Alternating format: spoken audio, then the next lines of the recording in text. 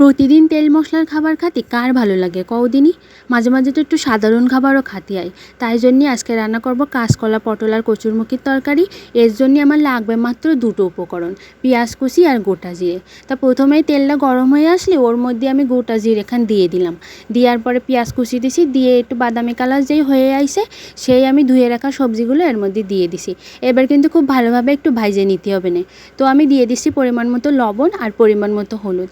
আর কিছুই না, একটু সুন্দর করে ভেজে নিবা, তাহলেই একেবারে স্বাদে ভরপুর হয়ে যাবে না।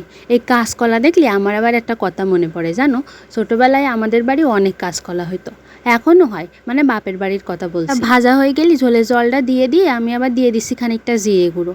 আর কিছু না, এবার একটু যেই ফুটে আসছে সেই আবার মাছগুলো ঢালিয়ে দিলাম। এবার শোনো, যেই কথাটা বলছিলাম, তা আমাদের বাড়ি কাঁচকলা হইতে দেখে মা পিরাই কাঁচকলা রান্না করতো, আর আমার কাঁচকলা খেতে একদম ভালো লাগতো না। তা আমি সন্ধ্যেবেলা যখন প্রার্থনায় বসতাম তখন খালি ঠাকুরের বলতাম, ঠাকুর আমাদের আর কাঁচকলা দিও না। তো গল্প করতে করতে আমার রান্না হয়ে গেছে। এইভাবে রাইন্দে খেয়ে দেখে নে, একদম খুব মজা লাগবে না, সাধারণ খাবার বুঝাই যাবে না। তোমরা সবাই ভালো থেকে নে, টাটা। কিন।